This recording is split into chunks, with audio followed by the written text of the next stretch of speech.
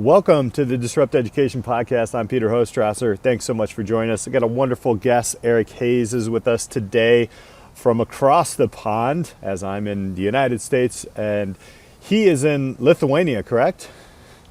I am. Awesome. And you are an inclusive educator at the American International School of Vilnius. That is a very brief title.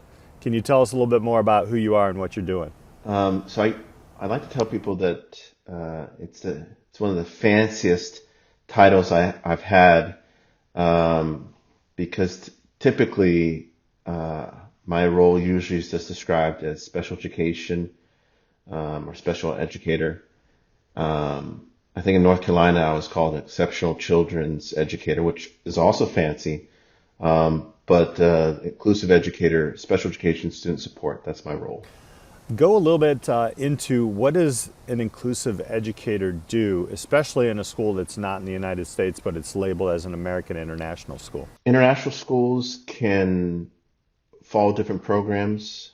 For example, there's international schools that follow the British educational system. So those students that are going to that international school aren't necessarily British. They could be whatever country.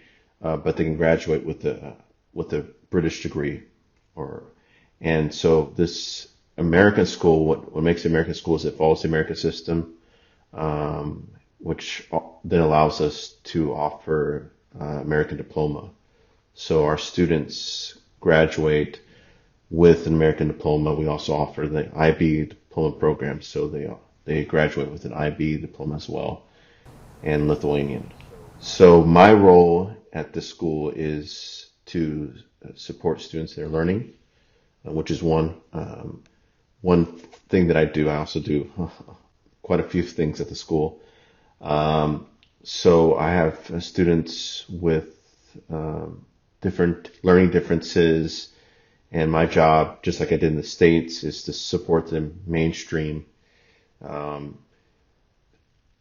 that they can be successful. So that involves working with teachers, helping them understand not just learning differences, but how our students think, how best that they learn, how to differentiate, how to provide the accommodations, what are the accommodations, providing training to the staff, collaborating, co-teaching in some cases. Like I co-teach with a math teacher to support some students in that particular class, and then also providing transition. So I have students that will be going from middle school to high school, so there's some transition pieces in play, and then I have students that will be graduating, so making sure that we get them ready for university, they know what they need to do to advocate for themselves. That seems like a great big job. It seems like you're literally like an individualized educator, coach, mentor, guidance counselor. I can keep going on and on. And we'll unpack that a little bit later.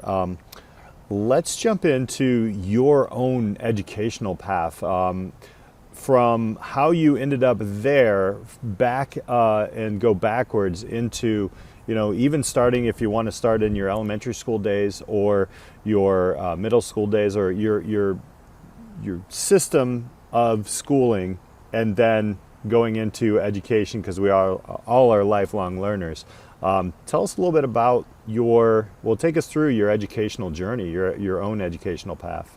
I'll start in elementary because I remember not being successful. I remember kindergarten all the way up until the start of middle school in Texas junior high, which was 7th grade. So like kindergarten to 6th grade was a struggle, especially kindergarten to 3rd grade. I was very hyperactive, and I remember actually being tested. So that means somebody referred me to get tested. And I didn't know what I was being tested for, but I was pretty sure I wanted to have it because it seemed like it was a good thing, so I had the evaluator. I did everything I could to get to be evaluated.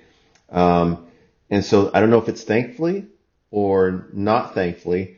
I was labeled as borderline, so that meant I was completely responsible for my hyperactivity, and I had to be treated as such. So that meant a lot of getting in trouble, a lot of phone calls to home, and a lot of conversations at home as far as my behavior. Why was I so impulsive? Um, then fast forward, I go to middle school and things get better and I start finding success and I start calming down. Now, I attribute some of that success to being that my mom got sick. She had multiple sclerosis, and as a result, I think that impulsivity was directed at like taking care of my mom and things like that. I don't know. This is just me hypothesizing. But I remember not being successful in elementary and then finding success in middle school and just figuring out how school worked. And then things got better. In high school, I started taking honors classes. And it was kind of in high school where I really felt the need to perhaps teach, because it was something that I found that I enjoyed learning and I wanted to share that learning with others. Uh, I thought I wanted to be a history teacher because I loved history and still like history. Um, but I needed a minor, and so I didn't know what to minor in. I liked English, but I didn't want to grade essays. So then I went ahead, I was like looking through the book and I saw special education. And I remember students that would get pulled out for testing and I didn't quite understand. I was like, why are they getting the answers? Is that why they're being pulled out? And I remember a friend of mine who was super hyperactive and he seemed to get away with all sorts of stuff. And I was like, well, that seems interesting. But I just basically remember not understanding and wanting to learn more of why people perhaps struggle with their learning. I thought, well, this is going to be cool. Little did I know that that was going to kind of define my career as a teacher, because instead of getting hired as a history teacher, I got hired as a special education because there's a demand in special education. But to sum it up, not successful in elementary. Then in middle school, I found success and I found a love of learning that I thought that that's kind of why I wanted to become a teacher. Is there one moment that you can remember that sparked your curiosity, or is it just a bunch of things that happened outside of, your mother being ill? Yeah, was there something in the system or even outside the system that was like, hey, Eric, you should probably pay attention here, or was it? My dad, although not going to college, was a reader, and he was all about developing one's vocabulary, developing oneself, and I always respected him for that. And he was quite well read, educated, um, and so he had a love of learning, which he definitely passed on to me. But I think really what sparked my interest was something opposite of what most people expect. It wasn't that teacher that was like, oh, this teacher was phenomenal. Although I had some history teachers that were very good at telling stories and they're captivating, and I thought that I wanted to be. But I started having a lot of experiences where I saw people weren't getting what they needed, or I felt like this subject, maybe because I was cocky, could be done so much better, and I started taking notes and like, if this teacher had done this, I want to be the teacher that does things differently, or I didn't like how I was being treated and I want to be that teacher. So especially in high school, I would take notes of like what I didn't like and what I wanted to do differently. So then it wasn't so much teachers that I identified. It was more like I didn't like what I was seeing and I wanted to be this teacher that would, in a cocky way, I was going to, bring learning, because this is how it was. Obviously, it wasn't being done right in this way. So perhaps my coming into the classroom would make it so much better. I totally empathize with that, because when I started this podcast, right, we had a previous conversation that was like, yes, I'm going to change the world, and tried to crown yourself, and you're like, yeah. And you have not done what a lot of people in education have done is actually you've crossed into a different country. And tell us a little bit about that leap. Did you ever teach in the United States, and then what led to the decision to be at the school that you're at now? I did teach in the States. I taught in Texas for about 2.5 years. And then I moved to North Carolina. So I taught and worked as a resource special education teacher, working in a resource setting in middle school. And then the opportunity presented itself where I could teach history, and I did that. I think some of us find those like that job that we really think we want, where it's like, oh, maybe it's a business opportunity, this great course, and it's that semester job, which we're all told, be careful when they're taking a job like mid-year, because it's not necessarily always the best thing. But we see, oh, this is the AP course I want to teach, or whatever it is. And for me, it was like history. So I took this semester job thinking it was going to be longer than a semester, and it ended up just being a semester. So I had my short semester stint of teaching world history, but it brought me to North Carolina. And after that, I went to a different county in North Carolina and found an absolutely amazing county that I liked. I taught Johnson County, North Carolina, and found some wonderful people, great educators. And I also found inclusion. I was working mainstream, which before in Texas it was resource. And I was terrified. And I taught in inclusion, and that's where I found my love of special education and supporting students, because instead of teaching them as a resource teacher, I was co-teaching. So, and that was a really incredible experience there. And I did that for a number of years before I was a student advocate working at dropout prevention, but with migrant students. And I did that. And then something unrelated to education happened, and my wife got sick. We didn't know what it was, and I was trying to figure out how I could be a good husband and support her so that she could take better care of her health. And I didn't know how to do that on a teacher's salary, because she was making more than I was.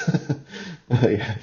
Which there's nothing wrong with that, but I was like, okay, if we at the rate, how do I get you to quit your job and be able to keep us afloat without having to move back with the in-laws or parents? And I said, and it just so happened that I was doing some research and found international education as a possible solution. So I have an amazing wife who said, okay, if you're telling me that I can quit my job and you can support us on a teacher salary, I don't really believe it, but I'm willing to give you 6 months to give it a try. And so I went and put in my application, went to a job fair, and I got hired to teach internationally, which we talk about as educators, global learning. And I talked about that with my students in the States, like global learners. But for me, it was being able to actually do something that I was talking about, seeing the world. And I had a reason to, and that was support my family, support my wife, their health. So it was like a win-win. I got to see a different part of the world and take care of my family and learn something completely different. So it was scary. And so I was in Brazil for 6 years. I went on sabbatical for a year because I love the country enough that I wanted to stay a little bit longer to learn about the country and do some personal projects. And then I said, let's do something completely different. Let's flip the script and pick a country that is exactly the opposite of Brazil, weather-wise, culture-wise. And so I was like, well, what is more opposite? Let me find something in Eastern or North Europe. And and that brought me to Lithuania. In your story, there's a lot of not just being curious, but jumping in and doing things, which is super commendable. And I appreciate you. Thank you for sharing that story and their journey, because we encourage our kids to do that, right? I mean, that's what we are. So in all of that, you've seen education in many different areas of the world, and even different regions of the States. So here's the big question. what would you do and or are you doing if you could change the education system in general? Could be worldwide, could be in Lithuania, could be in Brazil, could be in the States. But what are a couple of the things that you see that, hey, this is something that we need to do better in schools in general? I know that's a loaded question, but that's Yeah. disrupt education, my man. So, but yeah, I hear you. I hear you. Okay. So I'm going to focus on the population that I work most closely with, and that is my students with learning differences and your neurodivergent population. Um, what I see that concerns me greatly is that, and I see it in other places, is that deficit mindset where you're you as I say you as a learner, referring to my students, are made to feel that something's wrong with you. Um, Even when we do our IEP meetings and we carry out and we work with our students, it's very hard for them to not feel bad about themselves when it seems like so much of what happens to them in school is magnifying their weaknesses and not showcasing their strengths. And I have talked with different special education teachers, and I know many of us work hard to build up our students and for that not to be the case. But in many situations, the system itself doesn't kind of works against us. And so we're always having to butt heads to advocate for our students and to kind of like say, no, this student has strengths. And so what I have become really passionate about is a strength-based approach to education. I didn't realize that that's something that I had been doing until someone brought it to my attention, said, hey, wait a minute, what you're doing with your students sounds like a strength-based approach. And I've really delved into that. And I think adopting a mindset where you look at a learner from their strengths and how can we showcase what are your strengths? Because some of these students have never had a chance to identify what their strengths. They don't even know. Sometimes they don't even think they have any strengths. And not just our learners with learning differences, but students in general. They're not helped to really develop their strengths and ask themselves, what are my strengths? And that's sad. And especially with our students who are vulnerable because they have a learning difference and they haven't found success, then what ends up happening is they think they don't have strengths and they leave feeling broken. And there's an author and speaker that I admire greatly, Jonathan Mooney, that talks about in some of his YouTube videos and some of his presentations that he left school feeling bad about himself. And thankfully in college he found someone that helped him see that that wasn't the case. It was the system. It was that people hadn't accommodated. So getting educators, and not so much educators, but getting the system to work to help our learners see themselves not as a problem to be fixed. Something's wrong with you. Let's fix you, but let's work with you. Let's develop this agency that you need. Let's help you see that we all have weaknesses, but what if they're not weaknesses? What if they're just simply challenges that need to be overcome? And I had a conversation with a student just today about that. You know, it was like, why are we saying weaknesses? Yes, weaknesses seem so fixed, right? It's a loaded word, and when we change it to something that is more representative of our experience, and that is, I have a challenge. It could become a weakness if I don't do something about it, but right now it's a challenge. Then that allows me to grow and feel like I can do something about it, and that's how I'm defining it with my students. I was like, you have this challenge. And in my population, I can do that. Now I know that some, depending on their learning difference, depending on what they're doing, it may be something that if you're nonverbal, that could, I don't know if you can simply describe that as a challenge. That could be considered in some cases a weakness. So, I mean, we're not ignoring that some of our students have various degrees of difficulties, but looking at what they can do, their strengths, and moving from there. That is really what drew me to you, and when we connected on LinkedIn. This is for more of our educator listeners. This question is, so say you are, a lot of us get into a routine, and that routine unfortunately does look at weaknesses of individuals, and we need to fix you for this subject matter or, this area or what have you. For an educator, starting to change their worldview and to look at the strength-based or the strength-first kind of learning module, what are some points of tips that you would give to that educator, and even parents, as you will, to talk to their kids and to teach the youth about there are challenges and strengths behind that? Putting yourself as an educator, or because I think parents tend to do this in situations where you are the learner and you're having to feel what it's like to be the learner, where it's for some educators, they've done it by learning about blockchain, or they're learning about coding, and they'll tell you that it's extremely difficult, and they feel what the students feel. I'm not good at this, and there goes that fixed mindset, growth mindset, and then they find themselves saying the same things, like, wait a minute, this doesn't make me feel comfortable. And then having to look at how you react to that, that helps you see what our learners deal with, what our students deal with. And it also helps you build that empathy and appreciation for the need to do a strength-based approach. Because I don't encourage anybody to do anything if they don't see its value, and they don't believe that it's going to be good for students, and they have to convince themselves that this is a model that this approach is going to help them, and then start small.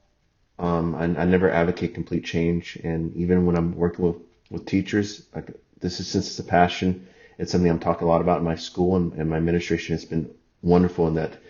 They've allowed me to be able to speak to the staff, and we have collaborative groups where we're studying this together, and some teachers, I say some, but 20 teachers have joined me in this learning journey as we learn together about what the strength-based approach looks like.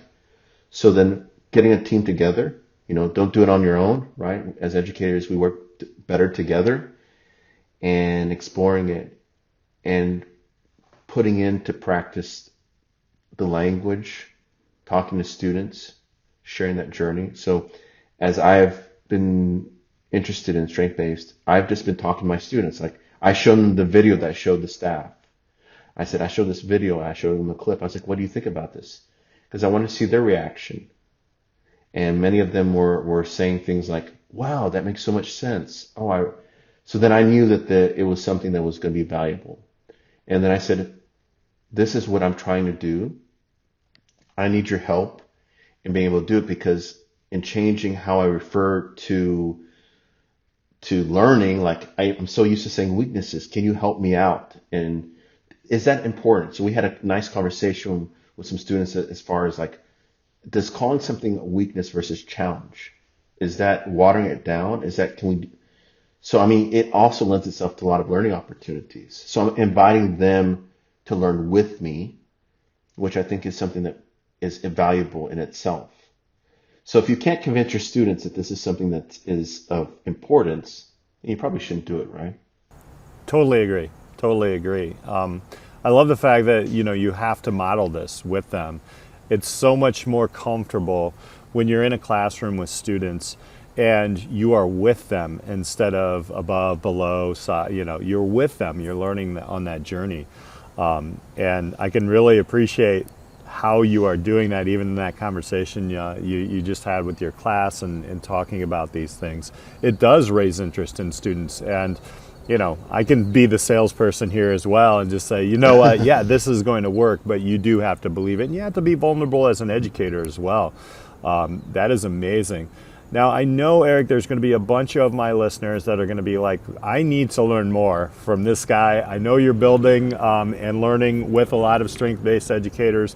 And we had this conversation before the podcast, but how can people connect with you? How can they reach out to you and learn more about not only just you as an inclusive educator, but maybe as a full force, helpful way to get some people together and educators together to work even further into this field of strength-based learning? So I'm on LinkedIn. So I invite your listeners, your viewers to find me, Eric Hayes, at LinkedIn. I'm also on Twitter at Mr._Hayes. So they can find there. And then you can also find me at my website, simplymrhayes.com, which now that I've said that, I'm going to definitely have to update some of my website, now. But no, that's where you can find me. I have a podcast, and I'm looking forward to being able to talk more about these things, because I've had a chance to interview teachers myself, and I've shared their journey. But I would like to really make the strength-based approach that I'm really focused on this year to be a theme of my upcoming season. I love that. And where can people find the podcast?